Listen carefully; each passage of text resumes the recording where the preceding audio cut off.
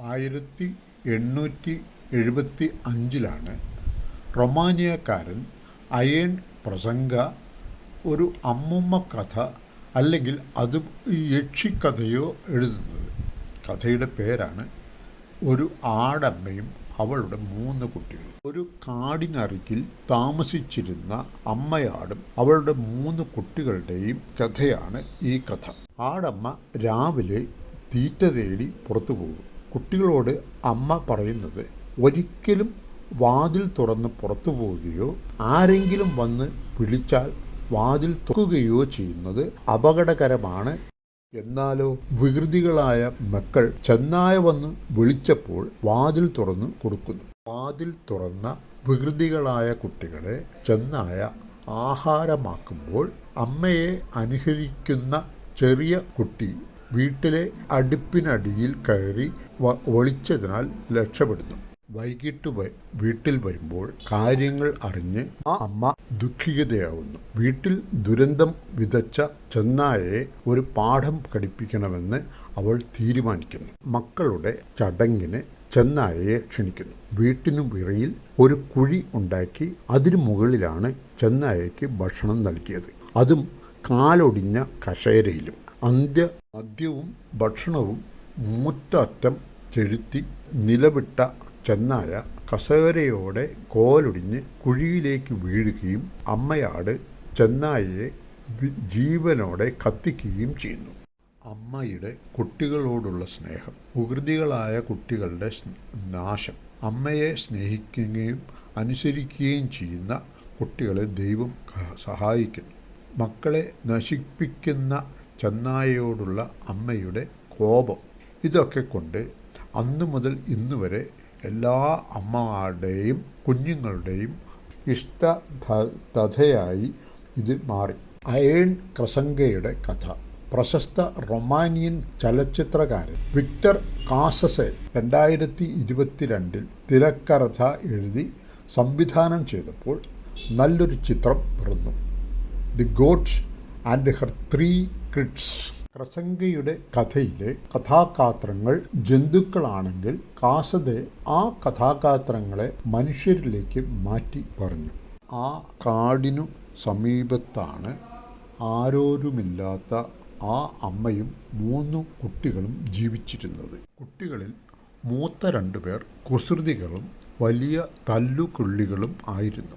എന്നാൽ ചെറിയവനോ അവൻ അമ്മയുടെ ഓമനയും ദൈവഭരം ഉള്ളവനും ആയിരുന്നു. അങ്ങനെ ഒരു ദിവസം ചെന്നായ വരുന്നു. കഥയിൽ കുട്ടികളുടെ അടുത്താണ് ചെന്നായ വരുന്നതെങ്കിൽ ഇവിടെ അമ്മയുടെ അടുത്താണ് അടുത്ത വീട്ടുകാരനായ അയാൾ വരുന്നത്. അയാളുടെ സുഖിപ്പിക്കലിൽ ആ അമ്മ അർഹിക്കുന്ന ഗൗരവത്തോടെ തള്ളിക്കളയുന്നു. അയാൾ പലതും പറഞ്ഞിട്ടും അവൾ വഴിപ്പെടാതെ വന്നപ്പോൾ അയാൾ തനി നിറം കാണിക്കുന്നു.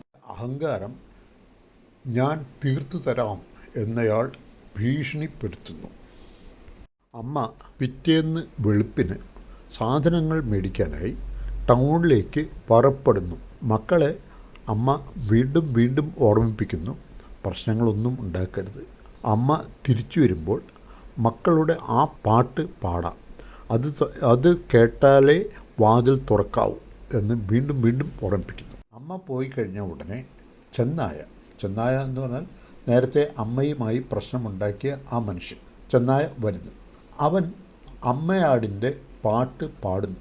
ഇളയവൻ ഇത് ചതിയാണെന്നും വാതിൽ തുറക്കരുതെന്നും പറയുമ്പോൾ അവനെ തള്ളിമാറ്റി മൂത്തവർ വാതിൽ തുറന്നു കൊടുക്കുന്നു. ചെന്നായ വീട്ടിനകത്ത് കയറുകയും ചെയ്യുന്നു. വാതിൽ തുറന്നത് ചെന്നായയാണെന്ന് കണ്ടറിഞ്ഞപ്പോൾ ഇളയവൻ വീട്ടിലെ ചിമ്മിനിയുടെ അടിയിൽ കയറി ഒളിക്കുന്നു. പക്ഷെ ബാക്കിയുള്ളവർക്ക്, മൂത്ത കുട്ടികൾക്ക് അങ്ങനെ ഒളിക്കാനുള്ള ഒരു സമയം ലഭിക്കുന്നില്ല. ചെന്നായ അവരെ മൃഗീയമായി കൊല ചെയ്യുന്നു. ഇതിനിടയിൽ ഇളയവൻ ഓടി രക്ഷപ്പെടുകയും ചെയ്യുന്നു. കഥയൊന്നും അറിയാതെ ആ അമ്മ തിരിച്ചു വന്നു. വീട്ടിലെ കാഴ്ച കണ്ട് അവർ ഞെട്ടിപ്പോയി. മൂത്ത പുത്രൻകാരുടെ തല അറുത്ത് ജലാലപ്പറുതിയിൽ സ്ഥാപിച്ചിരിക്കുന്നു. ഇളയ പുത്രനെ കാണാനുമില്ല. അവളുടെ ചങ്ക് കലങ്ങിപ്പോയി. ഹൃദയത്തിൻ്റെ അടിത്തട്ടിൽ നിന്ന് ഒരു ആന്തൽ വെളിയിലേക്ക് കടന്നു. അത് കേട്ട് അവളുടെ ചങ്കായ ഇളയ മകൻ ഉണർന്നു. ഏറെ കരച്ചിലുകളിലൂടെ എന്താണ് നടന്നതെന്ന് അവൻ അവളോട് പറഞ്ഞു. ഹൃദയം കല്ലാക്കി അവർ മൂത്ത പുത്രന്മാരുടെ സംസ്കാരം നിർവഹിച്ചു. ഹൃദയം നീറുന്നുണ്ടെങ്കിലും ആ അമ്മ ദിവസങ്ങൾ എണ്ണി എണ്ണി കഴിച്ചു കൂട്ടി. രാവും പകലും ഒരേ ഒരു വികാരമാണ്: അമ്മയ്ക്ക് പറ്റിയ അത്യാപത്തിന് പകരം ചോദിക്കുക. കൊല ചെയ്യപ്പെട്ട മൂത്ത മക്കളുടെ ഉടുപ്പുകൾ ഒരു കുഴിക്കകത്ത് ഇട്ട് കത്തിക്കാനുകയായിരുന്നു ആ അമ്മ. ആ കുഴിക്കകത്തിട്ട് ചെന്നായിയെയും കത്തിക്കാനുള്ള ആശയം വളരെ പെട്ടെന്ന് അമ്മയുടെ മനസ്സിലേക്ക് കയറി. ദൈവം ആ അമ്മയ്ക്ക് പകരം വീട്ടാൻ ഒരു വഴി കാണിക്കുന്നു. എല്ലാം വളരെ പെട്ടെന്നായിരുന്നു. ആ കുഴി വലുതാക്കി അതിനു മുകളിൽ കനം കുറഞ്ഞ കമ്പുകൾ അടുക്കി അതിനു മുകളിൽ ഷീറ്റ് ഇട്ട് അതിനു മുകളിൽ ടേബിൾ സെറ്റ് ചെയ്ത് അതിലാണ് ഭക്ഷണം വിളമ്പിയത്.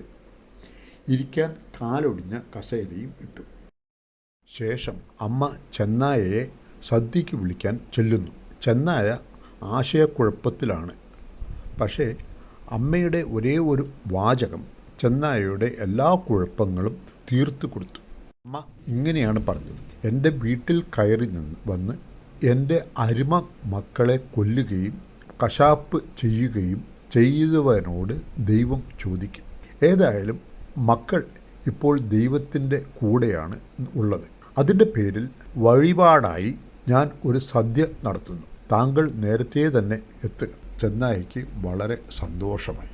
രാവിലെ സദ്യ ഉണ്ണാനായി ചെന്നായ അണിഞ്ഞൊരുങ്ങി വന്നു. വേറെ ആരെയും ക്ഷണിച്ചില്ല എന്നതാണ് ചെന്നായയുടെ സംശയം. ബാക്കിയുള്ളവർ ഉച്ചയ്ക്ക് ശേഷമേ വരൂ എന്ന് അമ്മയുടെ മറുപടി. ചെന്നായ ഹാപ്പി. മദ്യവും ഭക്ഷണവും മൂക്കുമുട്ടെ കഴിച്ചപ്പോൾ അവന് ആ പാവം അമ്മയോട് സ്നേഹം വന്നു.